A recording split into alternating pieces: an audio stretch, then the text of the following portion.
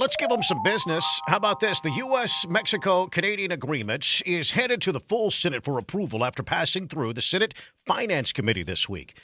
Texas Senator John Cornyn, he voted in favor of the trade deal, saying it's time to replace the North American Free Trade Agreement. It will provide economic certainty, reduce tariffs, and a greater opportunity for all sectors, including our farmers, ranchers, and producers. Yeah, Cornyn goes on to say it's a good deal. It's a good agreement. The full Senate could vote on this deal later this month, and that could be good news for the stock market for a lot of companies here locally.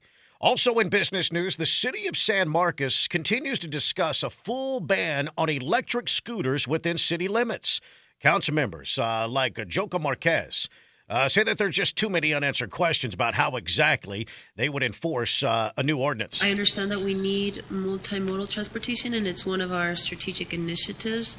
But again, I'm concerned about staff and resources, and I'm concerned about infrastructure. Yeah, more studies have been ordered by the council before a final decision is made. If a new ordinance is approved there in San Marcos, riders could be fined up to $500 and their scooters could be impounded. Wow, and that's a college town as well, obviously, and so you're going to have a lot of interest from college students on those things, and so I sure wish that we had voted it down here in Austin, but I think they're here to stay. You don't want free people to go out and buy a scooter and ride it. You can do that. Not in San Marcos, you can't. No, right, but in Austin, Texas, sure you can, and you would like to ban the scooter companies that are renting them out. Absolutely, but you would also like to ban people from buying them. And riding them. No. What I want to ban is what's getting in everybody's way, and that's what's going on in downtown Austin. Yeah. I wish they weren't here. And I'll ask the question again. Why are they here? I still don't know why they're here. I don't know what's changed. I don't know what is better as a result.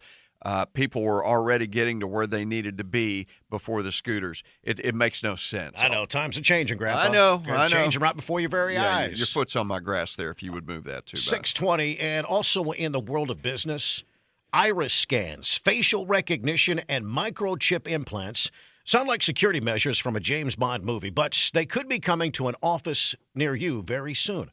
Biometric identification systems have started to replace plastic ID badges in an effort to increase office security. This according to the Wall Street Journal. Now, in addition to making workplaces more secure, these technologies could help employers keep track of employees' well-being, their stress levels, even their productivity. At the same time, governments are looking at restricting the use of facial recognition and privacy because of privacy concerns here in America. So the big question is, would you allow your company or would you work at a company that wants to install a security chip in your body? Man, you got to want that job. Right under the skin, under your arm. You use it to scan to get in the door. They could also use it to track your well-being, your stress level, and your productivity. What happens if you're fired from that job or you quit from that job? It's like, I got to dig it out. Yeah, you can't leave until we do a little surgery on you. I don't want any company to stick anything in me like that. No, I listen. I don't want to be tracked that closely. I like what I do, but I don't want to be that married to it where I'm willing to have something surgically implanted. Right. That's Black Mirror stuff right there, man. That's a little bit too close to the job. So no, you would not take that job. You would not take that job at a company that wants to put a chip under your skin to track you. I don't think that I'll ever be in that kind of position. I don't think I'll ever be interviewing for that kind of job. But no, I don't. Unless it was being an astronaut, then it's like, tell me what you need. Tell me what you need. Then you got no problem. I'm all in. Doesn't matter to me. Now, listen, they're starting to get down to business at Austin FC. That stands for Football Club, Don?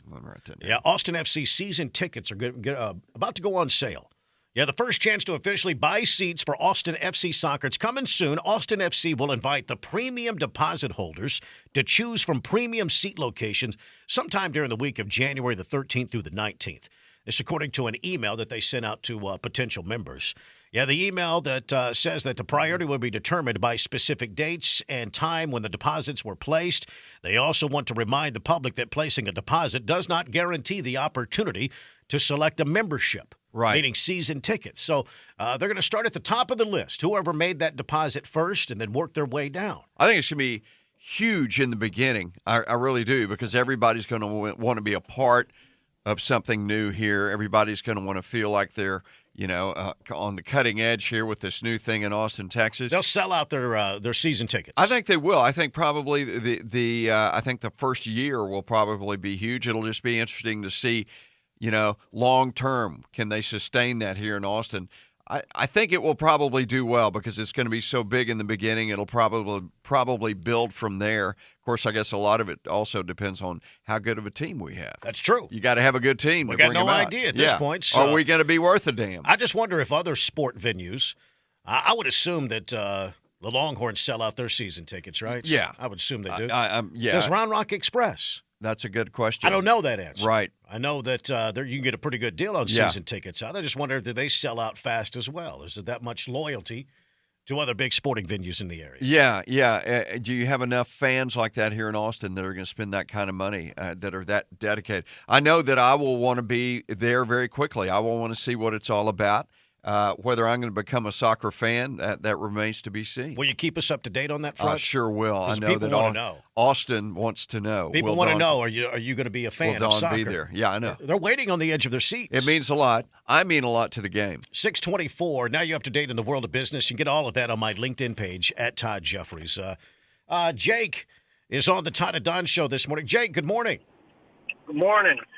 So, the media, and there's a bunch of other people that are saying this Iranian terrorist shouldn't have been taken out. But I can personally vouch that I know 4 guys that I served with that were killed in a raid by Quds forces in Iraq in 2007.